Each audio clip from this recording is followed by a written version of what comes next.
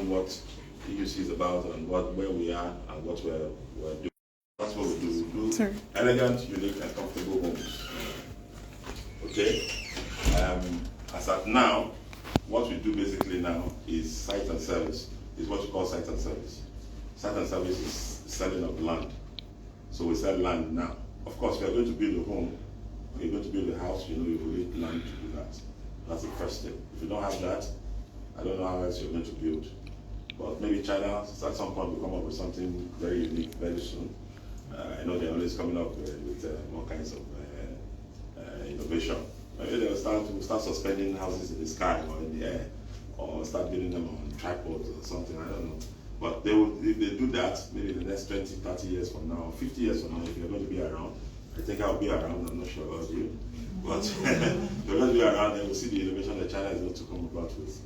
Okay, so let's see what technology will throw at us going forward. But for now, you need land if you must build a home or build a house.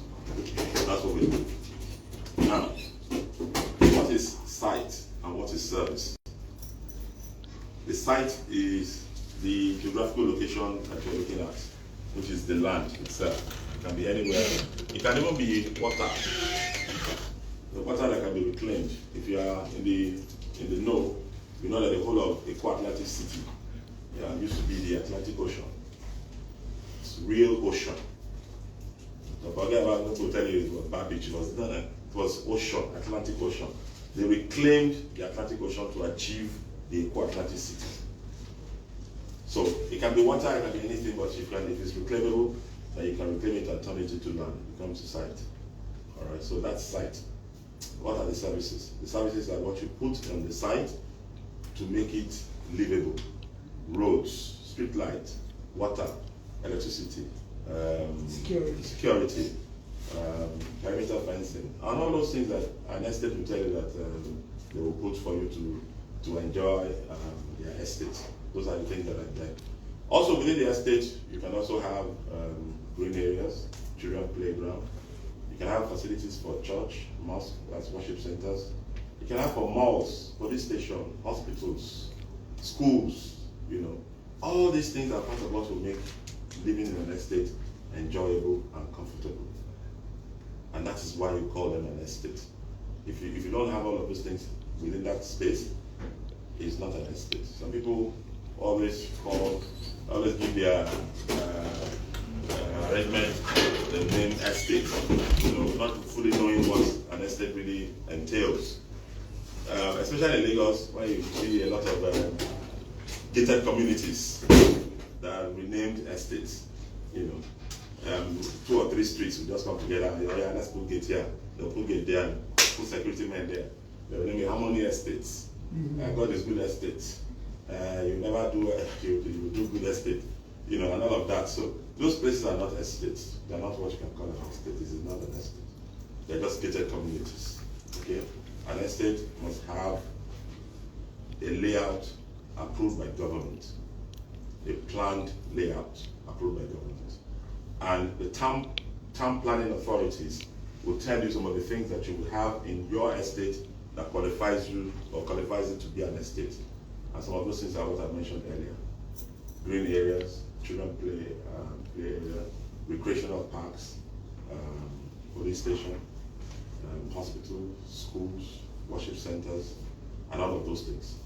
So, in most of our estates, we have about 32 estates, and in all of our estates, we have approved layouts for all of them. If you look at the layouts, you will see where the designated plots are for all of these things that I've mentioned, in addition to the services that I mentioned earlier, which is water, street light, roads, and all of those things. These are part of what you will provide. So that's site and service. Okay. This year, 2025, EUC is going to be 10 years old. Congratulations. Thank you. So we have come a long way, but in the last 10 years, what we have been doing is site and service, or the selling land only. But as soon as we turn 10 this year in September, the plan for the next 10 years is to begin to build homes, so that our name can really now show that yes, EUC Homes, we have provided the homes that we're talking about. So in all of the 32 estates, we have reserved 2-3 acres in all of them to begin to build prototype houses so that we can begin to sell. One of the things that we're looking at, which I will explain in due course, is to build high rises. Some of these lands are becoming very expensive. When we bought them, they were very cheap. Because as at that time, nobody was looking at buying land in those places. Essentially, people were telling, no, I can't buy water, I can't buy swamp, I can't buy this. But the lands that we bought for, let's say, 500,000 10 years ago, is now 25 million naira this year. This is the thing that happened in Lekki Phase 1. It's happening in several other places across Lagos. Lekki Phase 1 in 1998 was going for 3 million naira. In 1998. 1998 and now is how many years now? About 27 years. 3 million. If the land were expensive, maybe 5 million in some parts that are close to the road. Today, Lekki Phase 1 land, you cannot get anything less than 300 million for just one plot of land. You cannot get anything less than 300 million. So, the message to people is, if you want to, the best time to buy land is now. In fact, it's yesterday. If you're not buying yesterday, then you buy now. Don't wait to buy land. Buy land and wait. That is my own saying. I've been saying it forever. Don't wait to buy land, but buy land and wait. When you buy the land, 500,000 naira, 1 million naira, 10 years from then, you'll see what that 1 million naira will have turned to. Probably would be like 30, 40 million naira or so more. And so that's what is happening with some of the FDSs that we have. Now, 10 years ago, we chose a location where a lot of people were not looking at. But today, it's becoming like the chief cornerstone of Lagos. That neighborhood is known as Bankole. Bankole today is going to be the new Lagos. Alright? It's a new Lagos because of the various projects that are coming up there. 10 years ago, we saw some of those visions. We saw what was coming there. We knew that at some point, this place is going to explode. This place is going to turn to something else. It has not really gotten there yet, but we're gradually going there, and now people are seeing it. I've attended to 3 people just the few minutes that I came in. All of them are going to go and look at their land. The lady that just left now is going to see her land in Oceanwood. You know, Oceanwood estate is very close to the Atlantic Ocean. And so she's going to go there, and they want to build a beach house there and all of that. So people are coming every day. These people bought land 5 years ago, 6 years ago, 7 years ago. But today everybody is turning up now. Why? Because of the projects that are taking place in that neighborhood as we speak. I will give you 4 of those projects very quickly before we move on. And so that you understand why Bankole is very, very important and very key. Of the 32 estates that we have, 18 of them are in Bankole. Right? So we have quite a lot of offering in that neighborhood. That's why we concentrate on talking to people about Bankole. Bankole, I love that neighborhood very much. And very soon, I'm sure even the head office of the EUC is going to move to Bankole. And perhaps many of you will also be living in that area or that neighborhood very soon. It was like what happened in Victoria Island back then. Some 40 years ago, Victoria Island was the same with Bankole. It was swampy land, sun-filled land, reclaimed land. But today, Victoria Island is what it is. Everybody comes from different parts of Lagos to work in Victoria Island. Victoria Island, Ikoyi, and Lekki. They're all reclaimed lands. You come from all over the place, all over the mainland, and all over other parts of the island to go to Victoria Island to go and work. And that's why there's traffic all the way every day. If you want to travel from here to Victoria Island in the morning, I think you better leave at 5 a.m. Otherwise you'll be late for work. But that shift, there's a shift coming, and the shift is going to Bankole now. So Bankole is going to be the new Lagos. Let me give you the instances. Bankole Refinery, number 1. Bankole Refinery is fully operational now. They are producing at about 60-70% capacity, and they're going to hit 100% perhaps by the end of this year. And they're supplying petroleum products to all of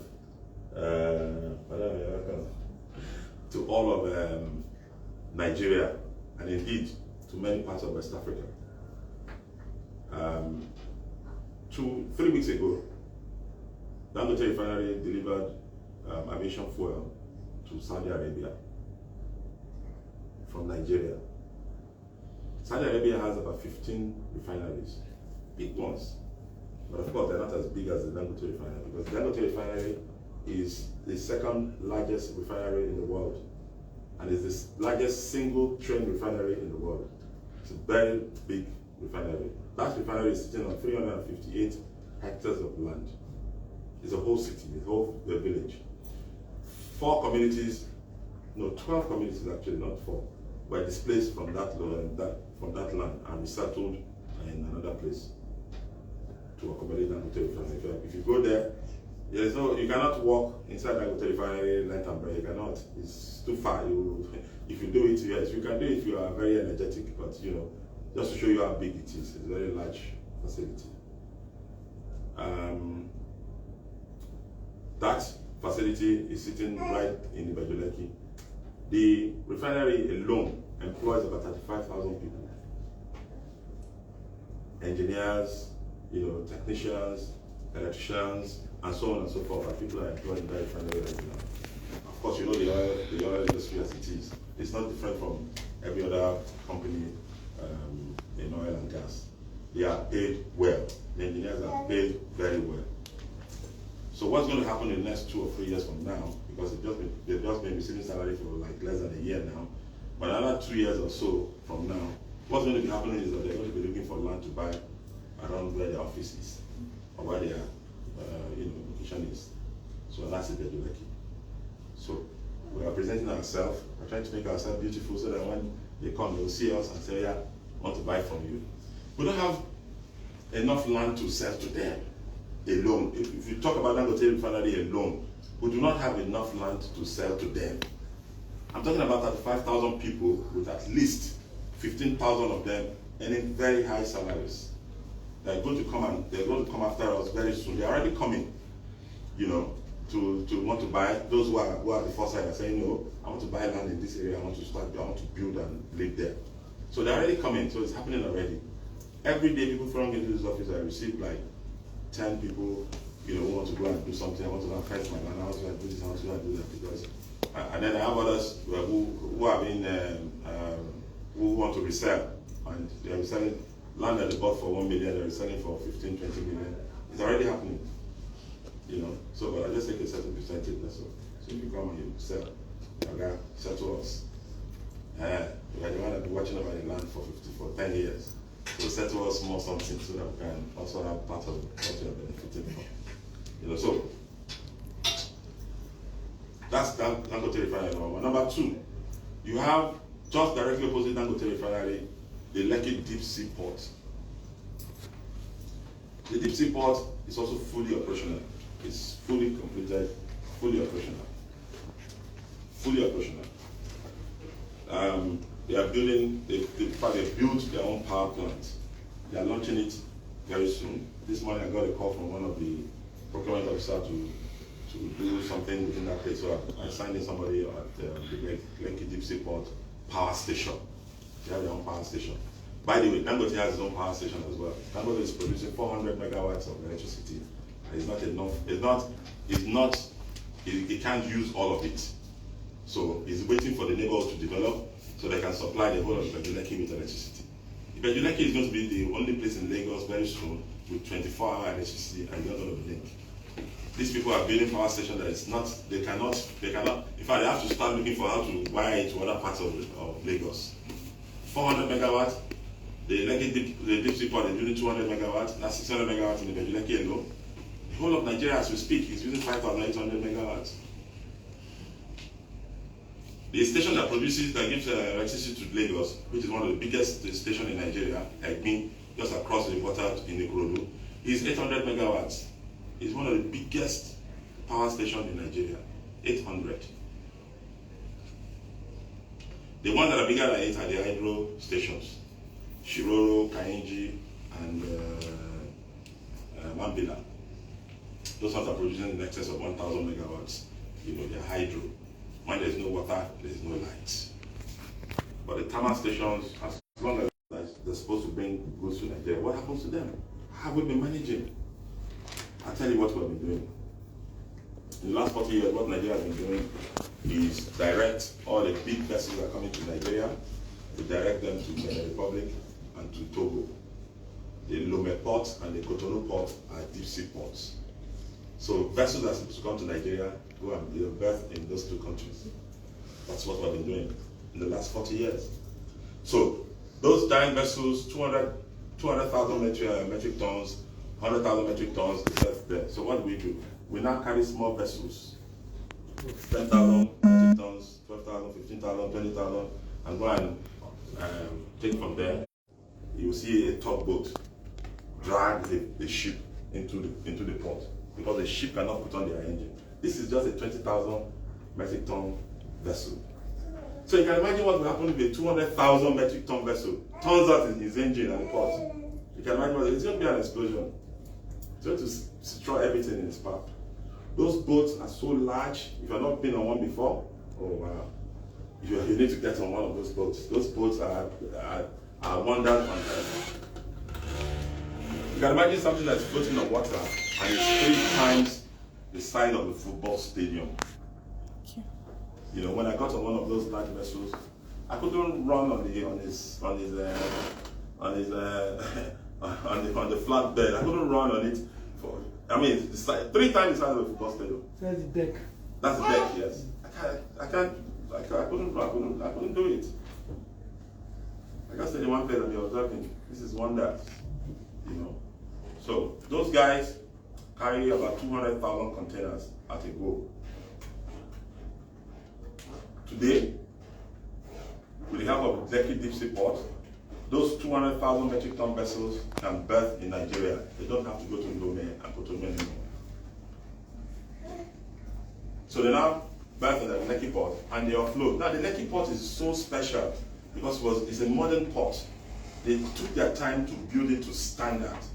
You know, it's one of the best ports right now in West Africa, indeed in Africa. You know, all those big giant vessels that would take 2 months to offload before. Now, Lekki Deep Sea Port is offloading them in 48 hours. 48 hours. All the 200,000 containers is gone. You will see a big vessel come. Before you know it, if you go around the port area now, you see the container trucks all going in and out on a daily basis, up and down everywhere, carrying containers. Now you don't see them on Lekki Ekpe Express Road. Why? Because most of the containers are going out of Lagos, except for those who are coming to Lagos. Now, if you're going out of Lagos, the road network has been done in such a way that you can carry your thing out of Lagos without disturbing the peace of the people living in Lagos. So, from the port, there's a road that connects to Alaro City and connects to Ekpe, and from Ekpe to Jebode, and you're gone. Between Ekpe and Jebode is a standard road built by the state government as well. It takes you only 15 minutes to get to Jebode now from Ekpe. So all of those areas are opening up very fast, very quickly. And so those activities are going to be part of the things that will bring about the development in Lekki as we are looking at. The port is employing over 5,000 people as well. And now, apart from the people that the port is employing, the value-added services that are going to come to that place, from people who are going to be doing client and forwarding, and so on. If you go to Akwa, you see them. They're all over the place. They've taken over more than 10 streets in the Papa. Client and forwarding agents only. They're coming to Lekki. They're coming. They're looking for space. There's no space. They're looking for land. They're looking for a place to just keep a container and put their office there. They're looking for all kinds of things. They're coming there very soon because that port is going to take activities away from Apapa and Tinkan Island very soon. Because the large vessels that are coming in that cannot berth in Apapa and Tinkan Island will go and berth in Lekki. And when they berth there, you need clearing agents to clear them. There's already a custom station there, and it's been overloaded already. They are working on expanding the custom station in the Lekki Deep Sea Port. Now, if you think about it very clearly, critical thinking, from what I've said, you will notice something is going to happen to 2 countries. Those two countries are Benin Republic and Togo. They will run aground financially. They're in trouble. Their port is going to dry up. The Lekki Deep Sea Port is going to dry up those two countries' ports completely. Why? Because 80% of the cargoes that go to those places are meant for Nigeria. Their cargoes are coming to Nigeria, especially Benin Republic. I pity them. Because the whole country lives on the port. It is the seaport that provides income for the whole country. The GDP. The GDP is going to go down. There's no revenue again coming to the Republic. I don't know how they're going to manage, but well, they will. They will survive somehow. So the economy of two countries, or let me say half of the economy of two countries put together, is coming to Lekki, just by the advent of the deep sea port. So if you think about it critically, you see that Lekki or Lagos is going to be carrying the income of two countries put together, and perhaps even more. Because the truth of the matter is that Bankole already now is supplying petroleum products to the Benin Republic, Togo, Ghana, Liberia, and Sierra Leone. As we speak, 5 West African countries. Is Bankole that's providing them with petrol right now? So the picture is large, and if you can see it, you will see what is about to come. The third one, and I'll be quick about it. I have just one more left to go. I told you four projects. The third project are the Lekki free trade, are the free trade zones. There are 3 free trade zones in Lekki alone. Along that corridor where they call the free trade zone, there are 2 free trade zones there. There's a Lekki free trade zone there, owned by the Chinese. And then there's a Lagos free trade zone, owned by Lagos state government. The Lekki free trade zone, owned by the Chinese, and the Lagos free trade zone, owned by Lagos state government. The Bankole refinery is inside the Lagos free trade zone. A plot of land in all of these 2 free trade zones is in excess of $200,000, so about 300 million plus. For the same land that was selling for 10 million, 15 million, they're selling in the free trade zone for 300 million. Why? Because they've added value to it. Okay, so by looking at adding value to our own land too. When we do, we'll not sell this land for 10 million, 15 million anymore. We'll probably go to 35 or so. Within the next 1 year, can I assure you that by this time next year, the land that we're selling for 10 million, we'll probably sell it for 20, 25. We're not going to sell for 10 million anymore. So we can see the value that is coming. We're going to take advantage of those values and use it to increase our own prices. Right? So, the third free trade zone in that neighborhood is the Alaro City. Alaro City is a free trade zone as well. Fully operational.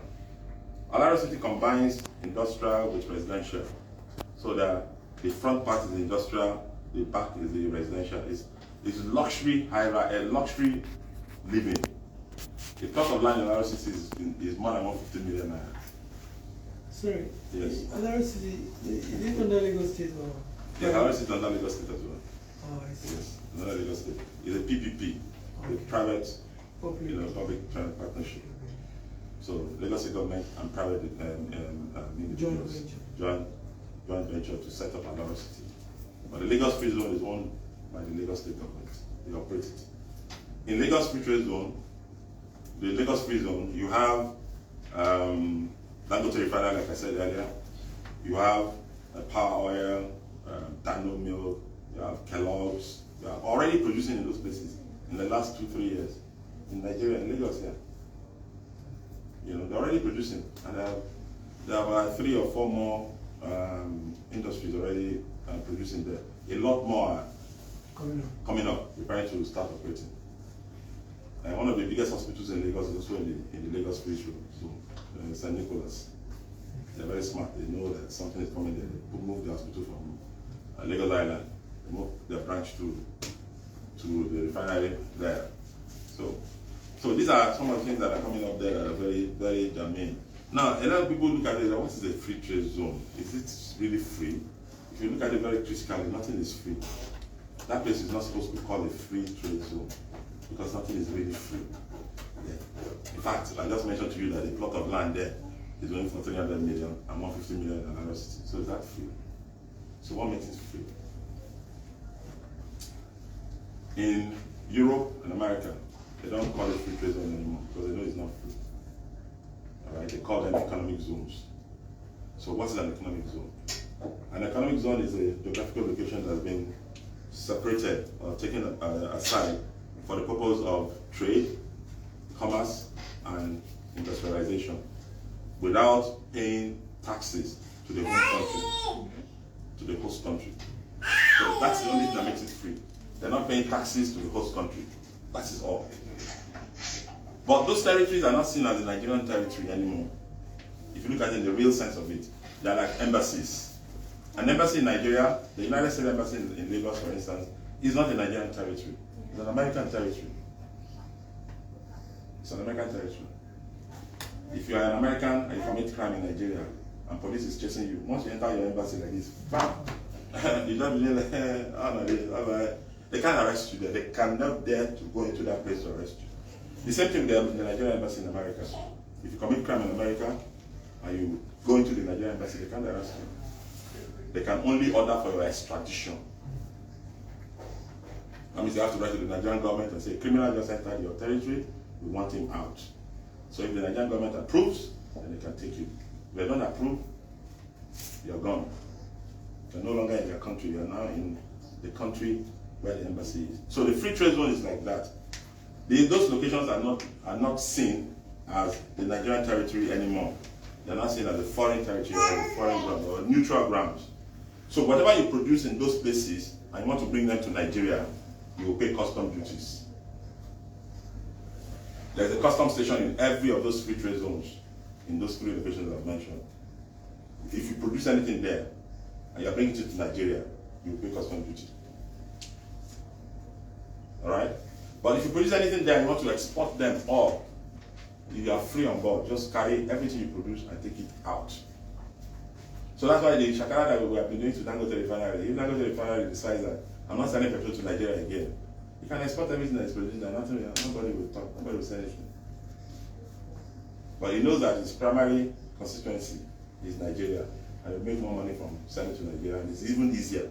So there you don't need ship to transport it, you just need trucks to carry it into Nigeria from there. It's easy. So nobody wants to live an easy market and not be looking for a difficult market. The easy market is there. Okay? So the last project, and this one is the only one that is still under construction. But it's the final nail on the head that's going to crown all of these things that we have mentioned and going to make life easy for many people in the Lekki. The fourth project is the Lekki International Airport. The Lekki International Airport is being designed after the Dubai International Airport. I've seen the design of the airport. It's going to be the largest airport in West Africa as well. Of course, everything in Nigeria is always, if you talk about West Africa, we dwarf the whole of West Africa. But there's an airport in Sierra Leone that is very big. And it's very nice, very lovely. If you see that airport, you will not think that airport is an African country. But if you start seeing the black security men and all that, you begin to wonder, what part of Africa is this? It's Sierra Leone. They have a very big airport there. They just built it too. But Lekki Airport is going to overshadow all of that. This airport is sitting on about the same land that Dangote Refinery is sitting on, 358 hectares of land. The airport is so large that, of course, if you have been to Dubai International Airport, you know how large that airport is. You cannot walk inside Dubai International Airport like that. You want to go to the mall, you want to go to ticket, you want to go to the restaurant, you get on a scooter. There's a scooter provided by the airport where you can take and you can ride it yourself, you ride it yourself. You cannot ride it. There are riders on some of them. You just get to the back seat and then they'll take you to where you're going. Because walking through the length and breadth of the airport is going to be serious stress for any traveler. So the Lekki International Airport is going to be like that. What makes the Lekki International Airport also very unique is that first, it's not just a passenger airport. It's not just a passenger airport. It's a passenger and a cargo airport. All right. So passengers will fly there. Cargo will also fly there. Now, with cargo coming there, it also creates another opportunity for custom agents to also come to that territory. So NACO is going to come to Lekki as well, because you need NACO to clear your goods that are being freighted. Clearing agents, yes. Freight forwarders. Yes, freight forwarders. So you need them. The Lekki International Airport is not just an international airport; it's international and local. So you can fly to Abuja from Lekki. You can fly to London from Lekki as well. Now, that Lekki International Airport, I'm afraid also will cause problem for one of the airports in Lagos, the Murtala Mohammed Airport. Murtala Mohammed Airport is going to be so sidelined that a lot of people, when you want to experience, you are traveling and you want a good experience, you want to be in an airport that everybody is traveling to. Even all the airlines will not start telling you that we are flying through Lekki International, you're not going to Murtala Mohammed. Very few planes will not be landing in Murtala Mohammed. A lot of them will tell you they are going to Lekki International. It's not for any fault of theirs, just by virtue of the fact that that airport will become the preferred airport. And then everybody, you cannot tell an airline not to go to where they want. It is you, the passenger, that will not choose. You are going to Lagos, Abi? No problem. In Lagos, we are going to Lekki International. We are not going to Murtala Mohammed. The same thing happens in London. Is that you are going to Gatwick or you are going to Heathrow? You choose. They are worlds apart. They are not the same place. As at the time, there was a time when Gatwick was bubbling. It took the shine off Heathrow at that time, but they had to expand Heathrow to accommodate more planes and more passengers. That's why they now so the thing is like balance now anyway. So, but you choose where you want to land. If the plane will tell you we're going to Gatwick, we're not going to Heathrow. So if you like, go and pick another airline. So the airline will tell you we're going to Murtala Mohammed, we're going to Lekki International. You can choose where you want to go to. The last thing about the Lekki International Airport is that it's going to have the longest runway in all the airports in Nigeria. The longest runway in all the airports in Nigeria. What that means is that Lekki International Airport will become the only airport in Nigeria where an Airbus can land. We don't have airports in Nigeria that can land an Airbus. The only one that can land an Airbus is the Murtala Mohammed International Airport. And guess what happened? In 1989, actually, an Airbus attempted to land in Murtala Mohammed. If not for the expertise of the pilot. The plane is so big that it needs a long runway to be able to stop it. So the pilot, because he was an expert, took that plane after landing, and it was just right at where the runway air stopped that the plane stopped. It could have run over, beyond the runway. Since that day, 1989, till today, no Airbus has landed in Nigeria. Because it's difficult terrain. Yes, the runway is long, but it's not long enough for an Airbus. Those Airbuses, they have multi-story building inside the plane. 2, 3, 4 story. So the EUC might be 2, 3, 4 story buildings inside a plane. You can imagine how large that is. So that's a lot of work for you to stop that kind of plane. When you see those planes, you see the pilot sitting and one small people there at the top of the system. You may be wondering how you think they are moving this kind of big bird. But that's what it is. The Airbus is not a small plane at all.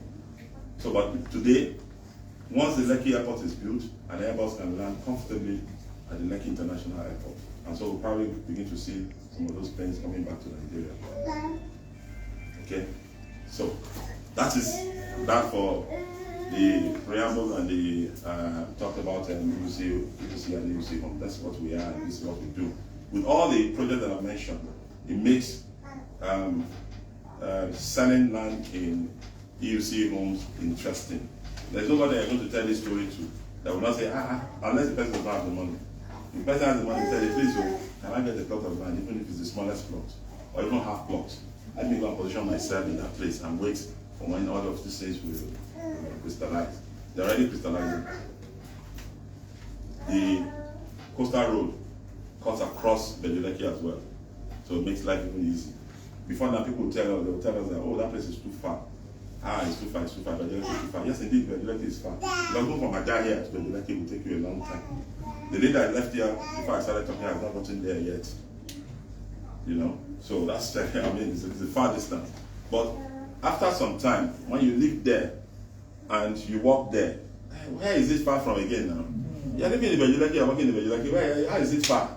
These people that are living elsewhere that will tell you it's far, it's far. People should stay your stay. If you're going to see somebody in Victoria Island, you don't plan to go there and see the person. Or you're working in Victoria Island. You will take transport and go there now. So, but that two things are also happening in Lagos today that's going to make Bankole a beautiful bride. The Lekki Coastal Road, or the Lagos Coastal Road. I think the rail line is going to take it. Yes, that's the second thing I was going to mention. The Coastal Road is one, and then the rail line is two. The green line is coming to Bankole. No, that the Badagry side is the blue line. Okay. The green line is coming to Bankole, and will terminate at the international airport. So it's coming from Victoria Island to Lekki, from Lekki to Bankole to Aja to primary side to Awoya, Bogije to Leka Junction to the airport. When it gets to the airport, it's now going to redirect its course to the free trade zone. So they're creating a path already from the international airport that will take the rail to the free trade zone. And that will be the stop for now. In the future, we'll extend it to Ekpe. But once I got to the airport is technically in Ekpe anyway.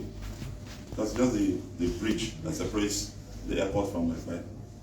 So if you get a train that stops you at the airport, and you can take a shuttle from there to Ekpe. It's 2-3 minutes across the bridge. So those are the things that are happening in that neighborhood that's going to make it good. Now, how do we as people benefit from all of these things that I mentioned? Because all the stories are good and sweet, right? But how do we benefit from it? There are 3 ways you can benefit from it. One, after today's interview, some of us will be employed. And you have to work with us. We have 3 models of work. One, we have on-site, which means you have to work 9 to 5. We work 9 to 5 here. We open at 9 and we close at 5. Then we have hybrid for those who can fit into that kind of model. You're going to work maybe 2 or 3 days in a week on site, and then 2 or 3 days remote. Then of course we have the remote. Those who will be working remote. We don't need you to come to the office. Just stay in your house and do your work. If you don't do your work, we'll see that your work is not done. There are people who are doing remote right now. We have our graphic artist, our graphic designer is working remote. He doesn't have to come to the office. In fact, I've not seen him before. I've not seen him like after the first interview. I've not seen him. I don't need to see him. I only talk to him and he gets his job done. We want to design this, we want to design that. Before the next 2-3 hours, the job is done. We have the social media handler too, who does not need to be in the office all the time. Even though we're looking for another social media person who will be on ground so that we can get some certain things done faster than we're doing right now. So, but the social media handler is also remote and can work for anywhere in the world. Our HR manager is fully remote. In fact, she's not even in Nigeria, she's in Dubai, but she's doing her job as HR effectively. We have currently even some of the staff that we have here now are working either hybrid or remote. Some of them work 2 or 3 days a week, and they come when it's absolutely necessary. Like today, Thursday, we have training and all that, and equipment exercise. Most of them are required to be around, so that's why you see some of them around. Our facility here is not too big, even though we have one other facility within the same complex, and we're working on building that up. So as we get more people in, we're going to take some people to the second location. But eventually, when we leave this place and we're in Bankole, like I said earlier, where most likely will be the head office of the EUC Home in another maybe 2 or 3 years from now, we are going to build a bigger facility to be able to accommodate everybody that needs to be accommodated. So those are the three models that we have. Now, coming back to how we make money for ourselves with all of these things that we have mentioned, I guess they gave you a form and a pamphlet when you came in. In the pamphlet, the one you have in your hand, explains some of the things that we will be looking at. So in that pamphlet, if you have studied, if you have read through it, I will go straight. I will cut out a lot of things because some of the things that are there are some things that I've spoken about already.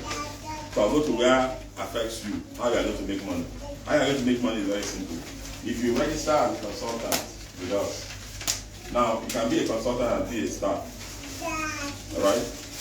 As a staff, because I'm paying you salary, you're going to earn 15% commission. As a staff, you are a staff, you are collecting salary from here, you are working here, you are using our time to do your marketing, alright? You will still get a 15% commission from anything that you sell. I did mention earlier that we have land for like 10 million naira. So the land that we have for 10 million naira, if you sell one of it, okay, you're going to get 1.5 million naira from that. As a staff.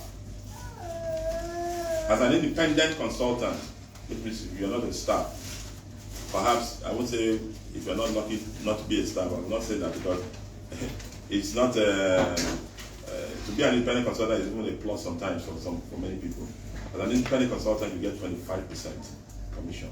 So if you sell a 10 million naira land, you get your 2.5 million naira from that. That's a quarter of what's coming in. Alright? We're able to accommodate that because we bought this land a long time ago. Some of the land we are selling for 10 million naira, and I don't want to disclose how much we bought it for. I mean, it's perhaps not anything near 500k, you know. But with the acquisition over the last 10 years, you are now lucky to now be chopping from inside that acquisition.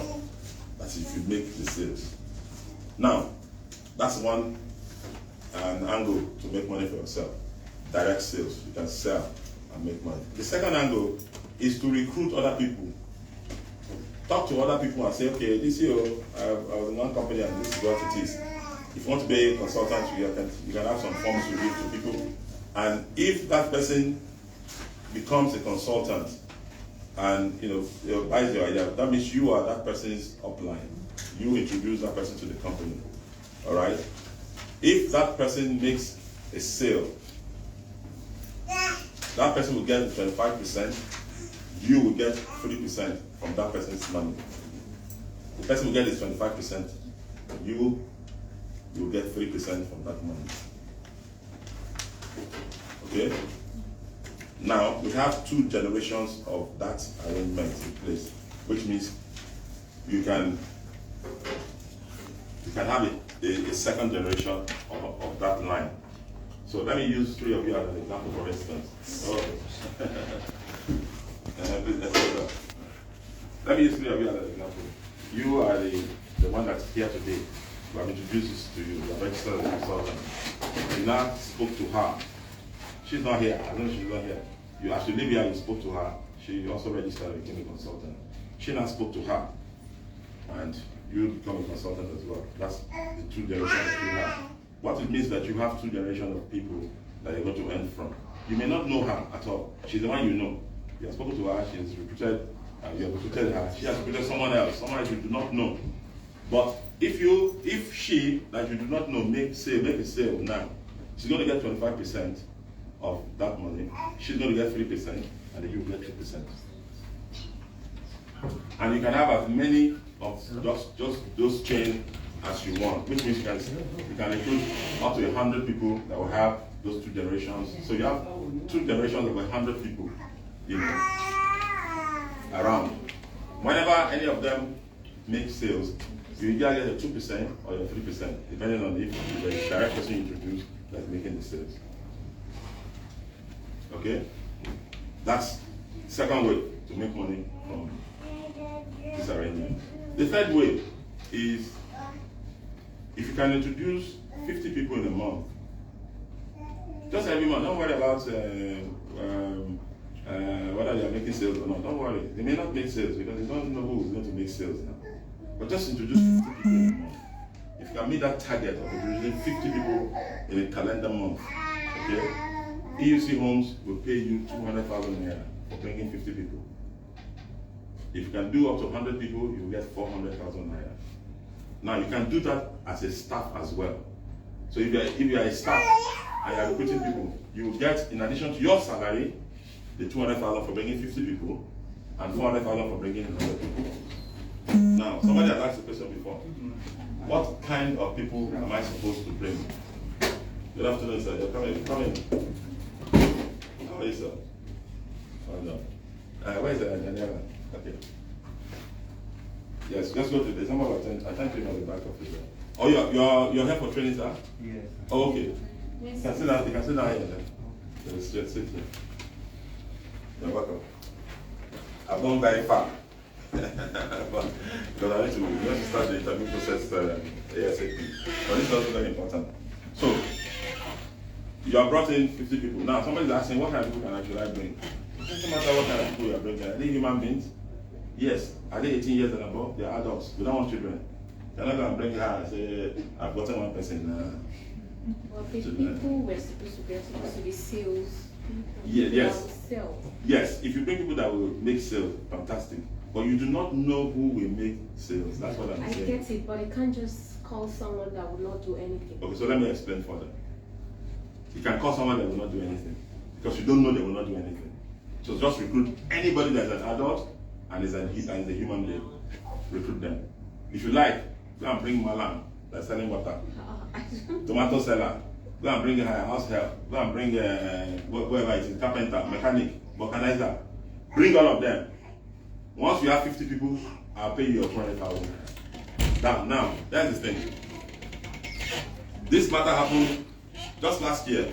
And somebody said, okay, if it's like that, me, I have plenty of people though. Exactly. She lived in BGC and she went and recruited all the house girls in BGC. Listen to the story. The story is there. It's a sweet story. She recruited all the house helps in BGC. Do you know that out of about, I think she recruited about 6 or 8 house helps. Okay? And she came and said, "Problem is okay, they are welcome. Please carry flyer and give them. Let them invite them to come for training if they can. If the guy will give them a chance to come for training, let them come for training and hear how to make sales. Anybody can is trainable." Now, one of them did not even come for training, but she collected a flyer from her. And one evening, she's afraid, she's scared, she doesn't know what to do. But one evening she formed boldness and went and talked to her guy. "Okay, take this flyer. That's people they send and they said they make flyer. Where did you get this from?" And they just they carry my friend give me. So I think I give it, let me put it aside. Just put it aside. But in the evening, Oga went and looked back at the flyer and picked the flyer and said, "This thing that this girl brought now, wow. Oh, it's time to take the refinery area. I've been hearing a lot of things about this place now. And I want to buy land there. Do you know that that man bought 2 plots of land through that house help? The person that recruited that house help got paid from us. The house help, do you know how much the house help collected as commission? That house help collected 6 million naira as commission. But something happened after that. Something happened after that. Ekaite disappeared. She ran away from her work. And the man came here.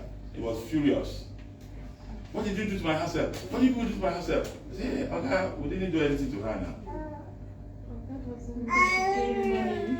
But she has disappeared. I said, "Oh, she has disappeared?" I said, "Yes, we paid her commission yesterday."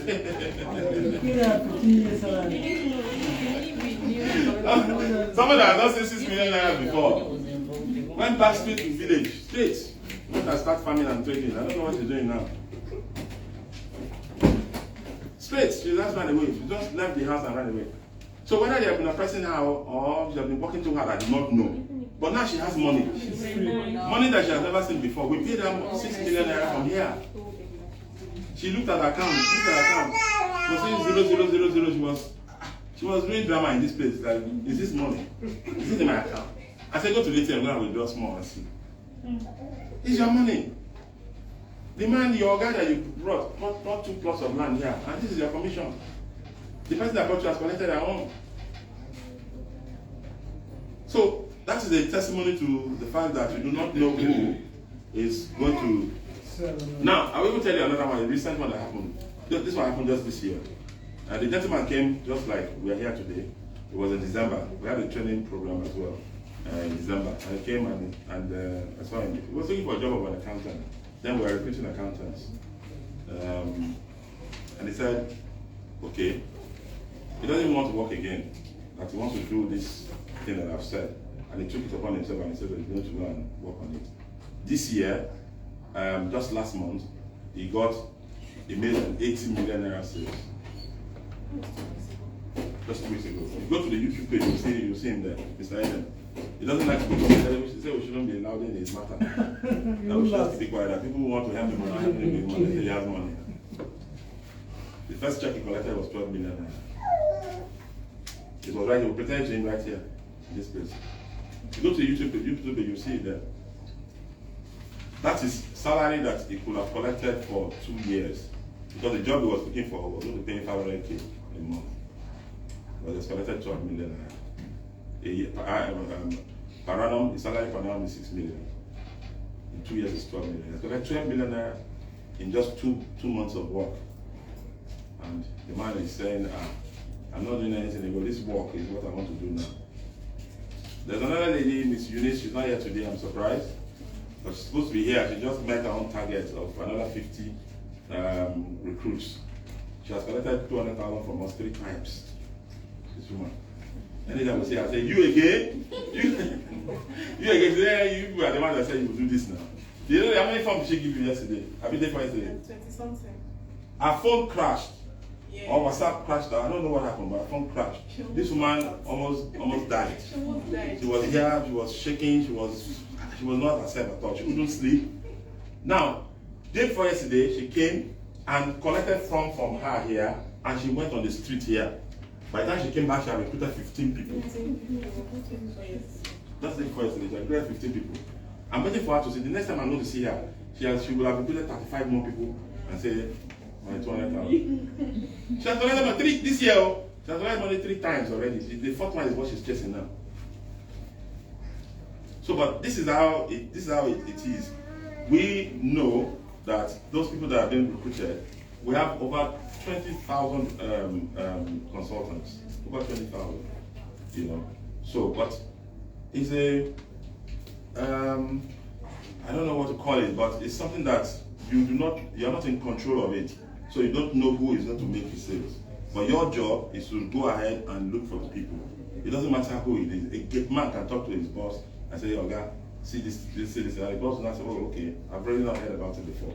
I mean, an Oga that is always busy from the office to home. Office, home. Maybe it's one by doing sharing flyers in traffic that will probably will be able to see him at all, ever. And he's not the type that even takes flyers because he doesn't want to fly all over the place. So he's not going to take from them. But if it's man, he gives it to him in the evening when it's winding up. How are you? I mean, you must talk to your gate man now. Is everything okay? Okay, everything is fine. Okay, take this one. You look at it, people have started again. They don't come here. In the evening, you may not tell. You can just look at it and that's it. You know. So his gate man has just made the sales. Anybody can make sales. Anybody, just anybody. Now, we all came out from somewhere.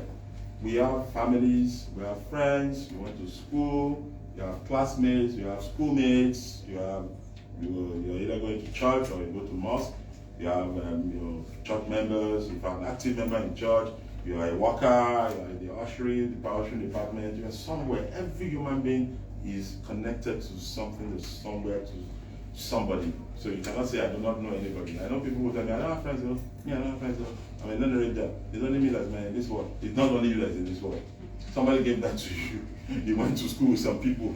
You have some friends in your neighborhood. You shall know somebody. Somewhere. You know somebody. And the people that have money, you will not know them. You're walking around the street, you will see them, you will not know them. The someone that bought 11 million last week. When you see the boy, you almost tell him, hey, don't enter this place. Don't enter this place. He was wearing the bedroom slippers and shorts. You know, he looks like, I don't want to be too graphic about his description, but he looks like those boys that sell in traffic. That's how he was. But this guy has 11 million naira in his pocket. He transferred the money right in the office here. He didn't go to the bank. He was on his phone to transfer the money. You know, what is the favor? There's a gentleman that came to the office today. I didn't see him. Should I come? You know, I didn't see that man. Yeah. But that man does not live in Nigeria. The man lives in the UK. He came, he was right there in the office. Yeah? He was here. Yes, he was here this morning. He was right there, he was sitting down somewhere around there. I spoke to him on the phone, and he paid 3 million into the account just this morning. So the people that have money, you do not know them. It's not written on the face of people. In fact, those people that are, when you see them, big man like my own, no gas. No gas. So don't ever look down on anybody. Don't ever say, oh, this person, I'm not talking to this person, doesn't have money. No. You do not know those who have the money. You do not know them. You know.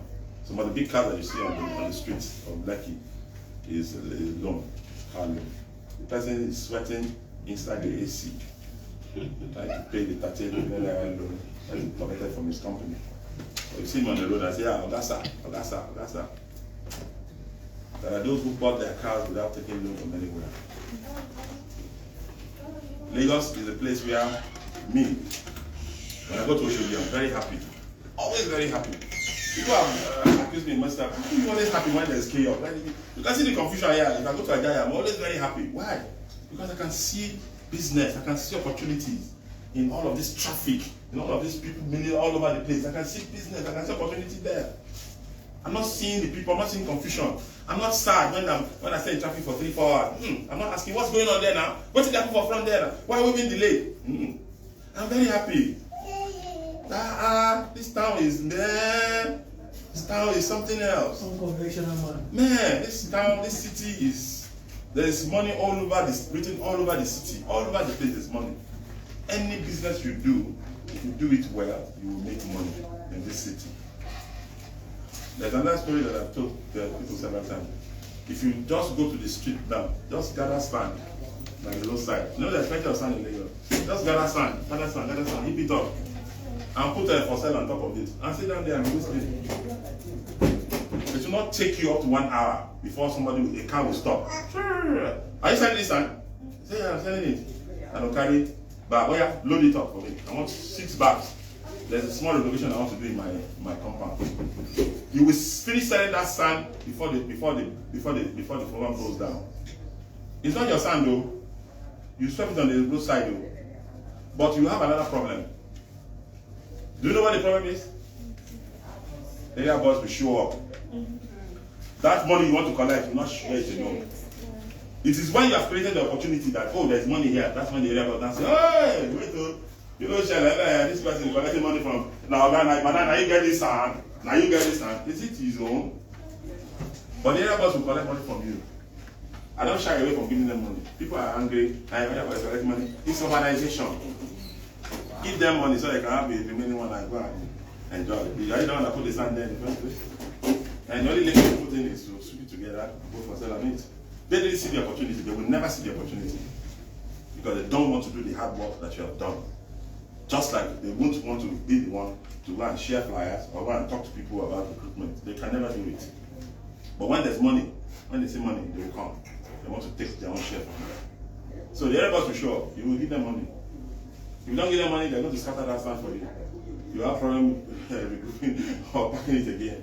So just give them, settle them, and let them go. Then the buyers will come, you will sell your sand. In this Lagos, you can sell just about anything. It is a place where they call, you can sell ice to the Eskimos. You know, the Eskimos live in ice. Or you can sell ice to them. They say, this is special ice. This one, you know, there's a way you package it and then you sell it. Alright? Okay, so we're taking so much time already. Any questions or anybody? We're going to start the interview session very quickly, very soon for those who came for interview. I hope you have your CVs and everything ready. Okay, I'm going to make it very quick. It's not going to take more than another 20 minutes. And I have refreshment for you all, by the way. So just relax. We're going to be giving some small refreshment while this interview session is going on. Okay, any questions? So when you get the people, Yes. is it compulsory that they come for a training, or you just want their details? Okay, beautiful. Now, we just want their details. It's not compulsory to come for training, but if they do come for training, it's good for you. Why? Because they now understand how to sell. You understand? So if you encourage them to come for training, it's better for you. So wherever you encourage to come for the training, and here's this kind of thing that we're talking about here, we'll go to the street armed with information that, okay, for me to sell this land, this is what I will tell the people. So it's better for you. You just encourage them. But if they don't come for training, no problem. For you to earn money, it's just to have the details, and that's it. You have 50 people, not fictitious names, not ghost recruits, but real human beings, right? 50 of them, you have their form, you have their details, you are good to go. 50, you get 200,000. 100, you get 400,000. When you get those names, I'm talking about because of data privacy and all of that. Yes. So some people don't like people. Yes, that's why the problem is. So that's the problem. A lot of people, when you give them the form and they see it, the information that is on the form is very basic. Very, very basic. Now, what you have there is first your name, your address, your phone number. That's all. And email. That's it. No, that's not all. But that's just the first part. The second part is your next of kin. So we're talking about money. If I can't find you, I can find somebody that knows you or that you trust very well. So your next of kin, name and phone number. So if I can't find you and if there's money for you, I can pay you to your next of kin. I don't want to eat people's money. Alright? Good afternoon. You are very late. So you are welcome all the same. There's a seat there for you. I'm just rounding up. So your next of kin. Then the last information which always gives people problem is your bank account details.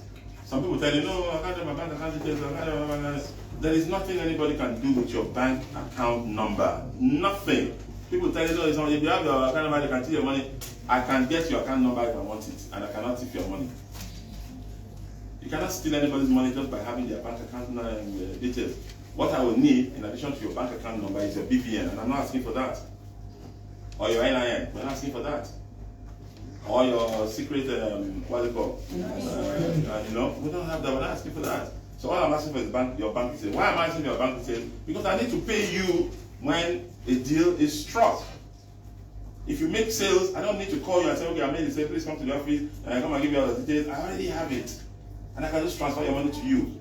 What we do here is when you make sales in a particular day, you are not going to wait till nightfall before you get your commission.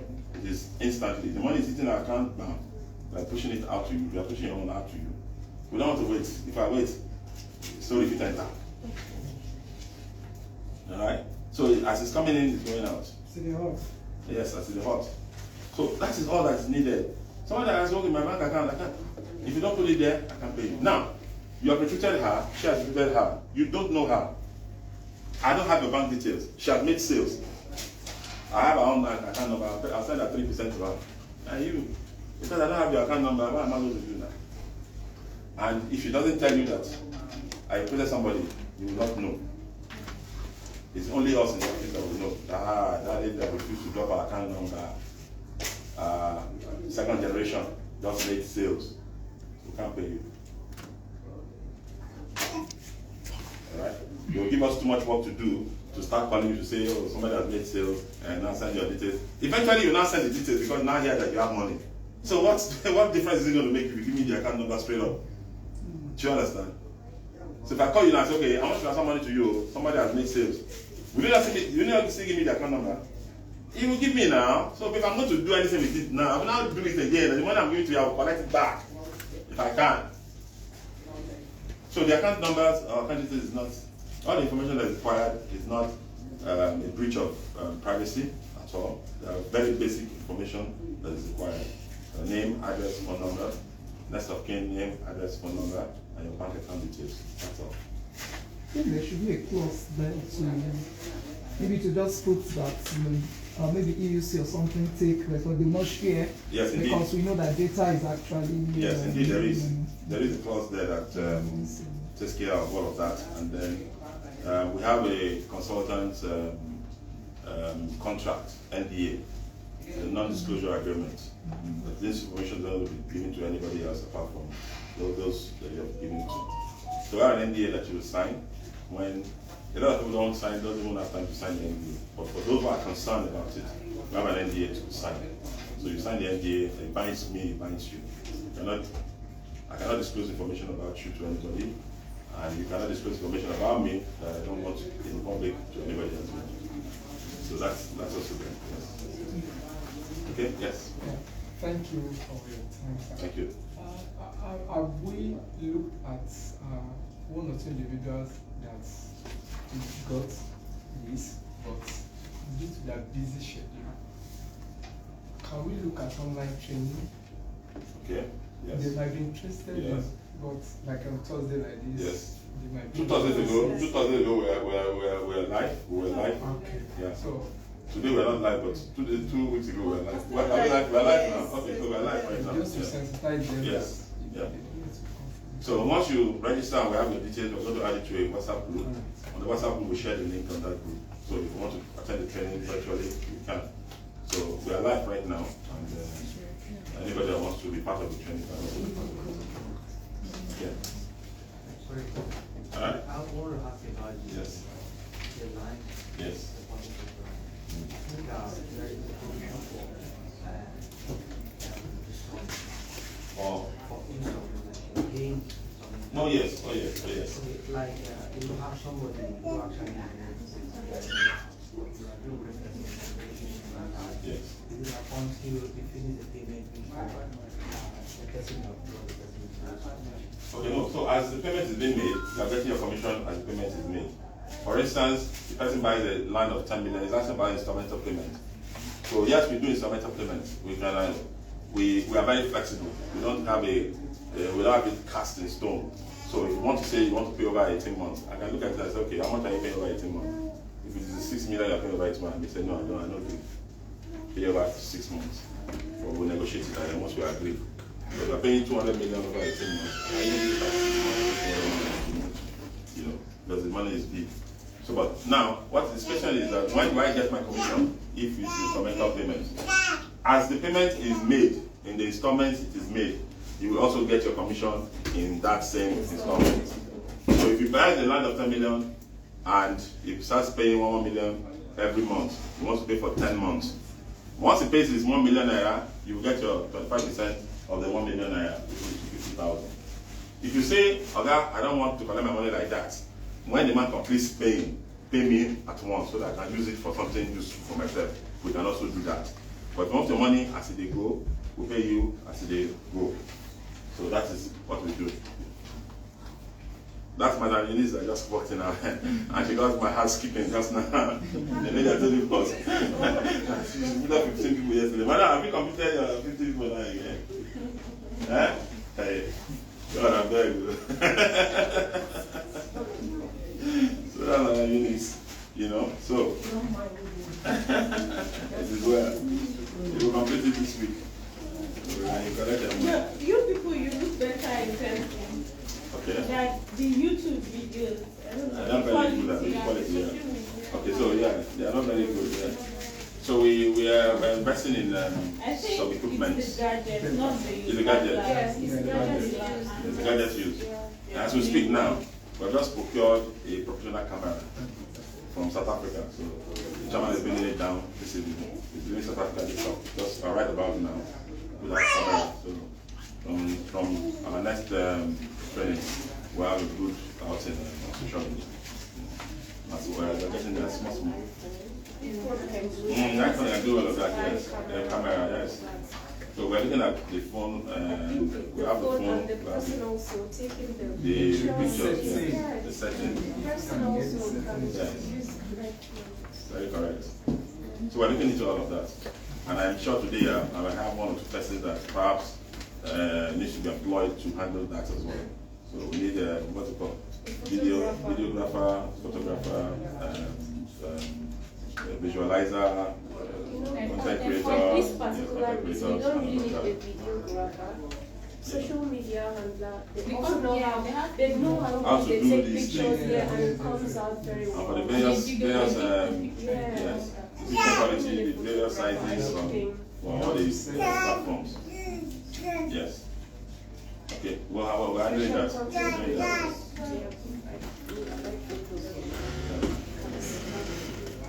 Okay. Any other questions? Any other questions?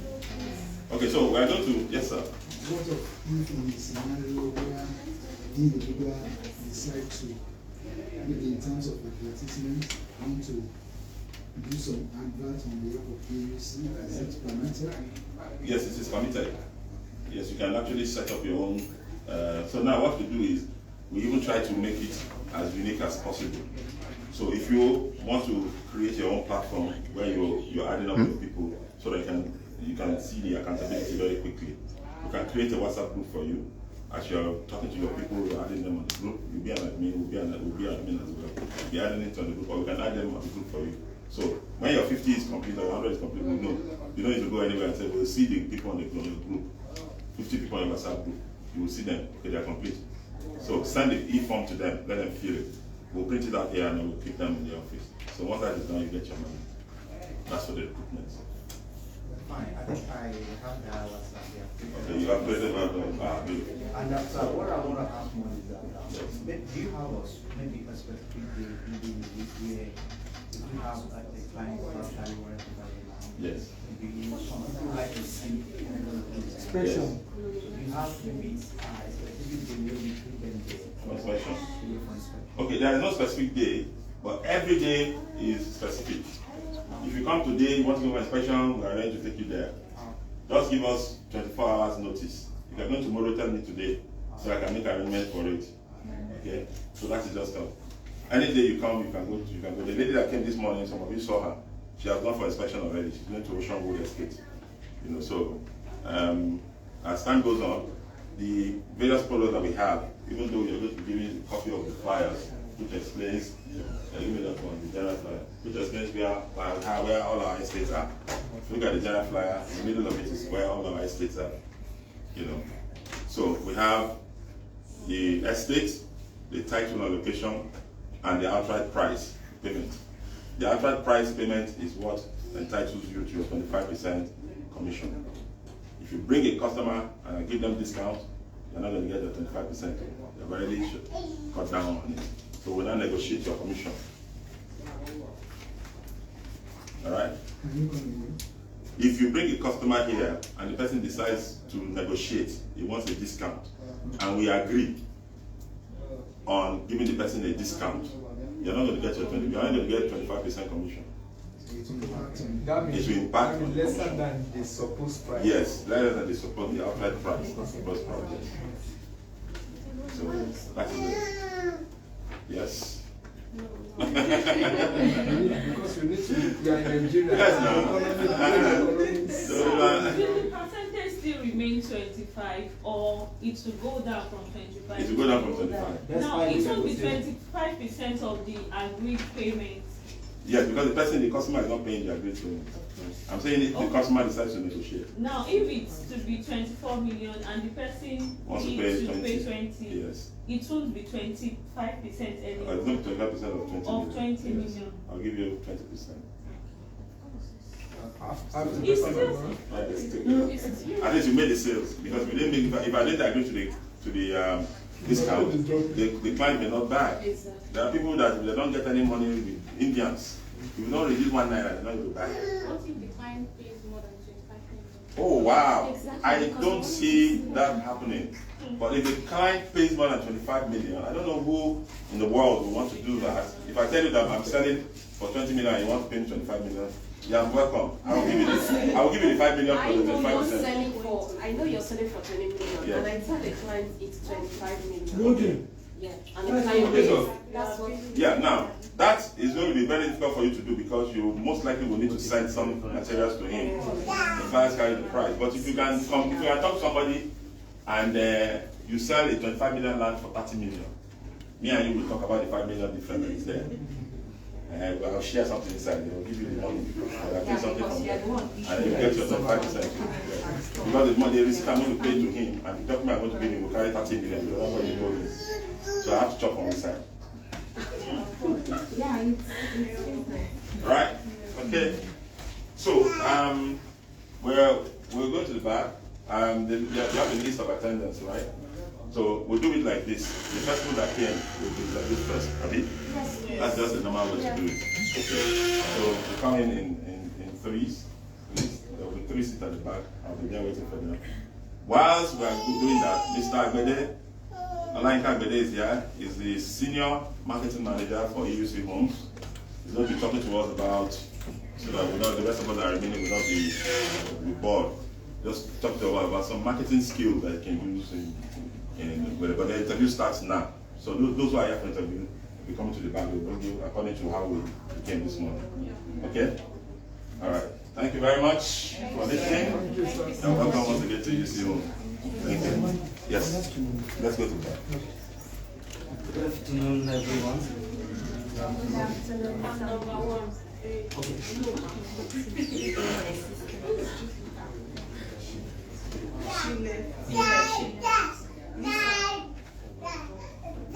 Israel. And Rita. Rita left. Ezekiel.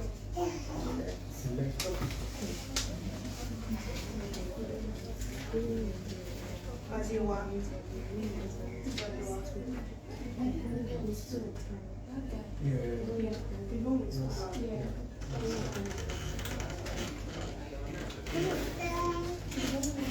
Christian.